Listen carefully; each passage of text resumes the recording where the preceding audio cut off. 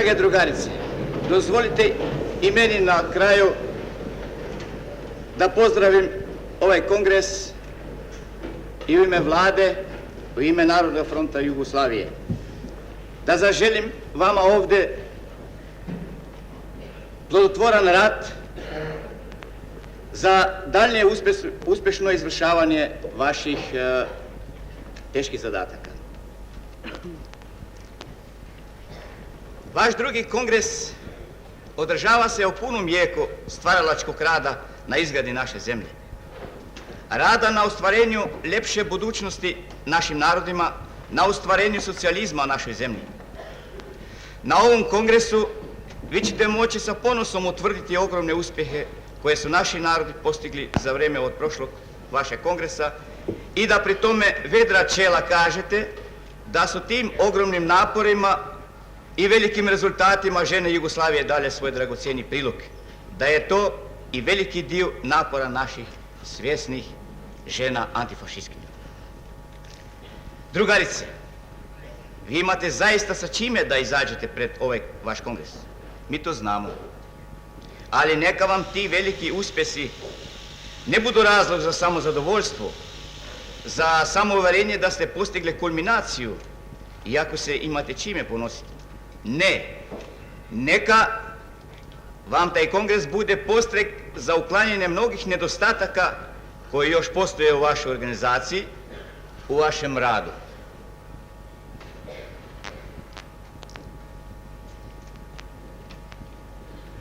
Ovdje treba da se iznesu svi uspjesi, ali i svi nedostaci.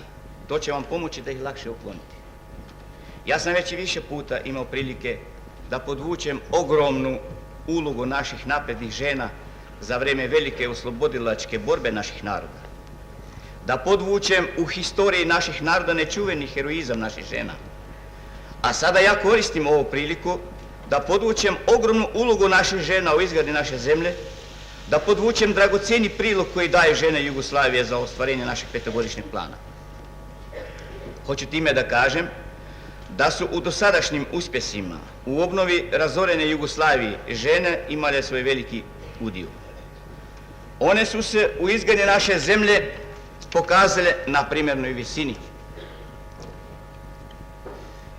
Na koga ja mislim kada govorim o naprednim ženama Jugoslavije? Ja mislim na žene borce koje su se sa puškom u ruci borile za slobodu naših naroda u oslobodilačkom ratu ili su radile zamjenjivajući muškarce u pozadini i koje sada isto tako požrtvovno rade u fabrikama, na poljima ili na bilo kojem drugom važnom poslu za našu zajednicu. Ja mislim na one požrtvovne žene koje rade marljivo u raznim fabrikama i preduzećima, svjesne da rade ne samo za sebe, već za čitavu narodnu zajednicu, ne štedeći svoj trud, da njihov doprinos toj zajednici bude čim veći. Ja mislim pri tome na one žene sa sela koje marljivo rade na polju, da bi čim više i savjesnije obradile svojih njiva i dobile čim više plodova, ne samo u svoju korist, već i u korist čitave naše zajednice. Ja mislim na one mnogobrojne majke, žene i sestre, koje su u oslobodilačkom ratu dale svoje najmilije, svoje sinove i kćeri, svoje muževe i braću i koje ne žale te velike žrtve, već se njima ponose. Ja mislim na sve one žene koje doprinose svoj dio za dobro čitave naše zajednice, a ne samo za sebe, bilo da rade u kancelarijama, u školama ili na kojem drugom poslu. Ja mislim na sve one žene koje vole našu novu Jugoslaviju i tu svoju ljubav ispoljavaju na bilo kakvom korisnom radu, na dobro naših naroda. To su napredne žene, antifašistkinje na djelu, a ne na riječima. To je ogromna većina naših naprednih žena koje su svjesne svoje velike uloge u našem novom društvu, koje su svjesne svoje dužnosti i odgovornosti prema narodnoj zajednici. Evo svim tim ženama ja smatram za svoju dužnost da izrazim zahvalnost i priznanje sa željom da još upornije nastave sa svojim radom za dobro naše federativne Narodne Republike Jugoslavije. Ali dozvolite mi, drugarice, da se i kritički osvrnem na izvjesne nedostatke i slabosti, kako na rad rukovodstva ove velike ženske organizacije, tako i na držanje jednog dijela razumije se malog dijela žena koje nisu svjesne svojih dužnosti ili se nemarno odnose prema zajednici. Ovdje ja ne mislim na one mali broje gospođa i gospođica po gradovima koje ne vole novu Jugoslaviju, koje su pod utjecajem neprijatelja nove Jugoslavije, kojima je nerazumljiv i tuć taj bujan stvaralački život u našoj zemlji. Ja mislim na onaj drugi dio žena koje misle da su za vrijeme rata dovoljno dalje od sebe za novu Jugoslaviju. Bilo u borbi, bilo na radu u pozadini. I sada ne učestvuje ni na kakvim radovima u korist naroda, ni u društvenom životu. Već se posvjetiše sama sebe, zatvoriše se u svoj uski krug. Na taj način takve žene postepeno padaju u red onih žena koje ne shvataju novo društvo, već čeznu za laganim životom bez naročitih briga, pa često i bez rada. Često takve žene poprimaju navike žena neradnica iz starog društva. Nikad ne može niko smatrati da je dao dovoljno od sebe za zajednicu, ako je sposoban i dalje fizički i umno za rad. Ja isključujem ovdje žene opterećene brigom o djeci, jer je briga o djeci i odgoj djece društveni rad. Ja mislim pri tome da podvučem činjenicu da ima drugarice koje su se u ratu dobro pokazali, često vrlo dobro, ali koje sada u miru ne učestvuju u javnom životu, to jest u političkom i stvaralačkom radu za zajednicu. To je nepravilno i štetno. Ne samo za zajednicu, već i za njih same, jer se one na taj način otuđuju od ogromne većine naših žena koje su shvatile duh nove Jugoslavije i svoje dužnosti. Isto tako ima nemali broj žena koje stoje po strani zbog toga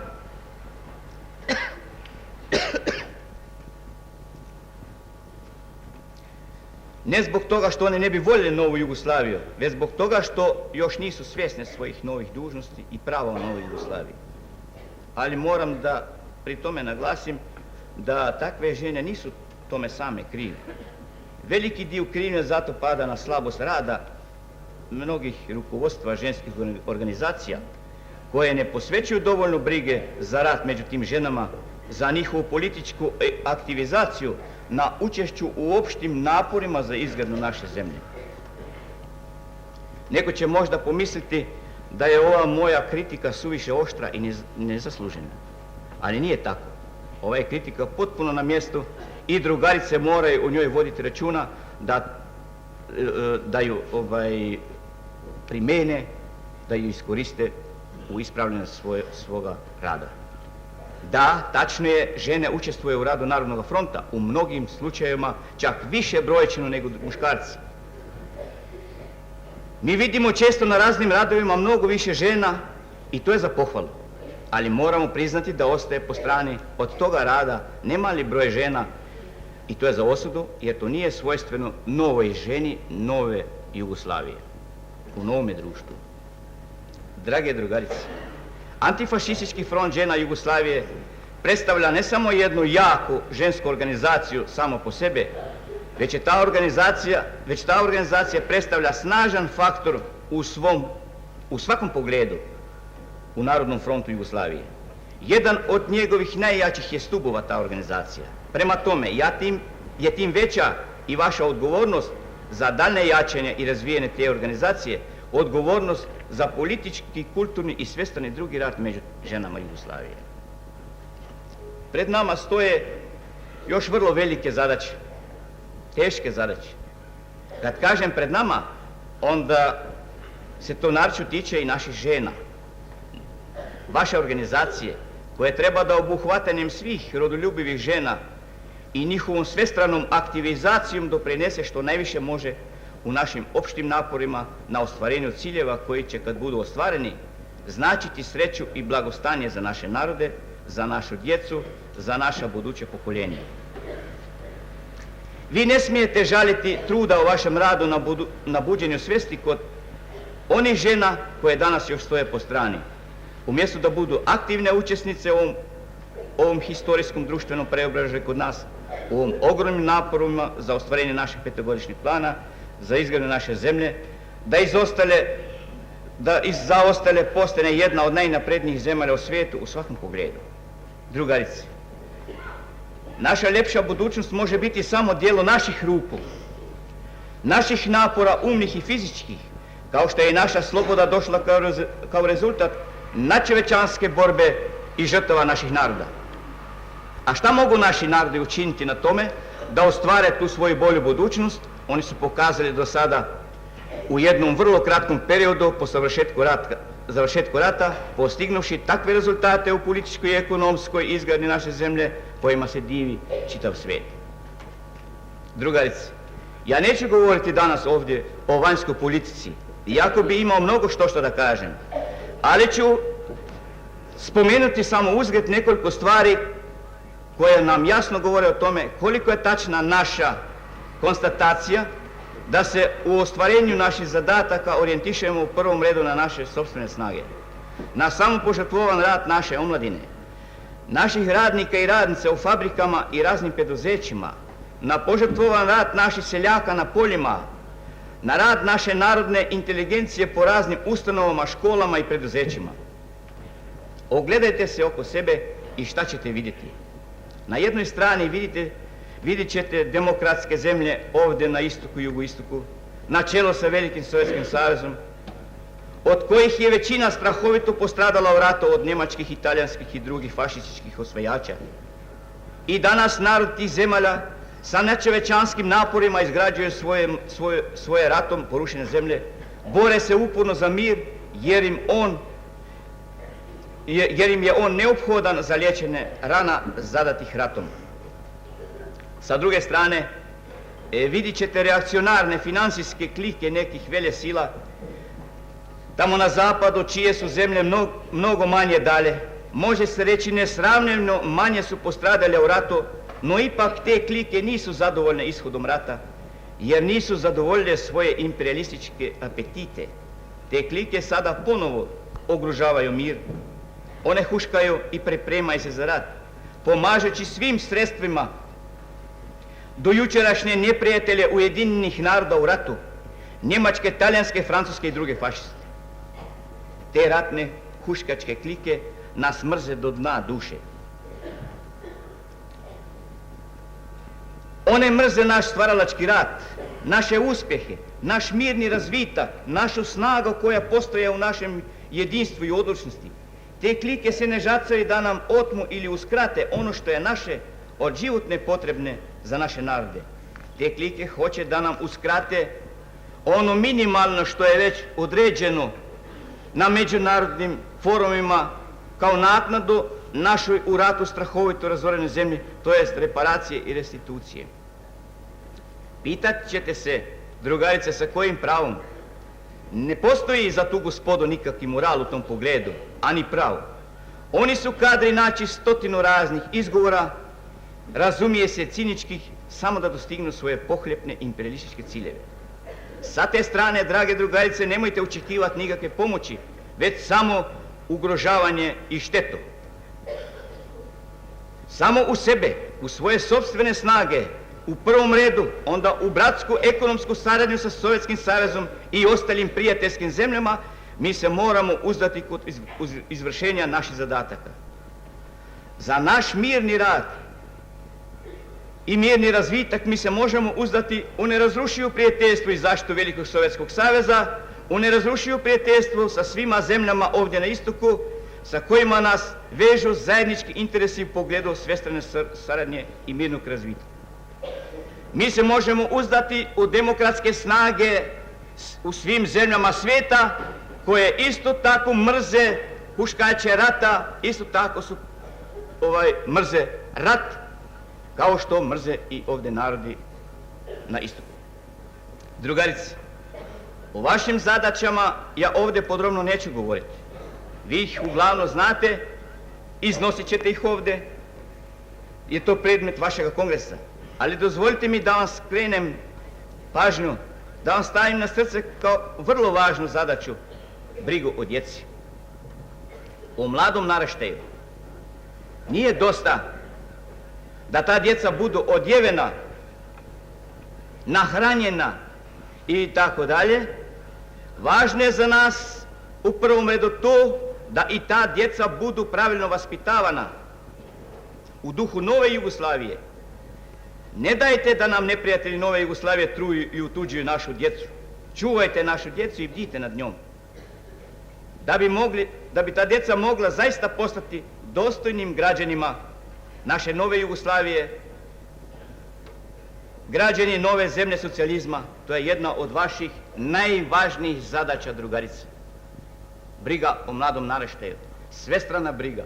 Kako ćete vi to raditi, to je stvar da same ovdje rešite na ovom velikom kongresu.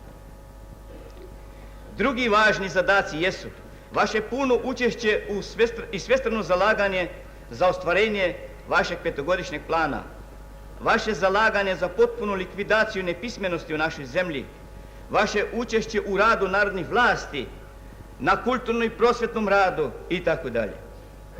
Važan zadatak, može se reći, jedan od najvažnijih zadataka vaš, jeste, vaše čitave organizacije, jeste uporna borba za mir, za učvršćenje mira. U izvršetku toga zadatka vi se još čvršće povežite sa svima organizacijama van naše zemlje, sa svima ženama sveta, kojima svaki imperialistički rat biva najteži, koje razumiju šta znači izgubiti svoje najmilije u ratu, šta znači razaranje zemlje. Dignite svoj glas, vi žene Jugoslavije, antifašistki, zajedno sa ženama čitavoga sveta, protiv tih mrskih ratnih huškača koji nisu osjetili šta je beda i zlo, koji nisu prošli krvava polja ratna gdje su ginuli i sinovi i kćere naših naroda.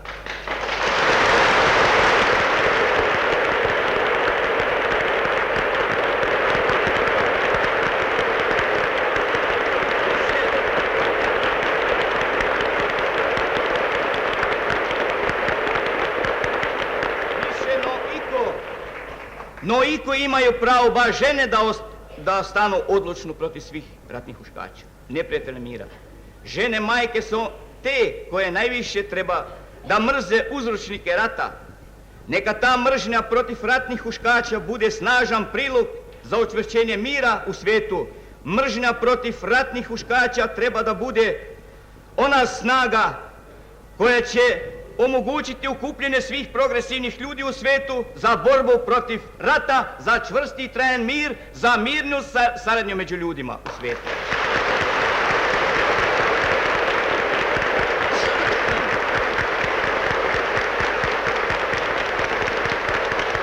Neka, drugarice, ovaj vaš kongres bude snažan podstrek za još veće napore i rad i za još veće uspjehe u vašem stvaralačkom radu za dobro naše zajedničke domovine, nove federativne Narodne Republike Jugoslavije.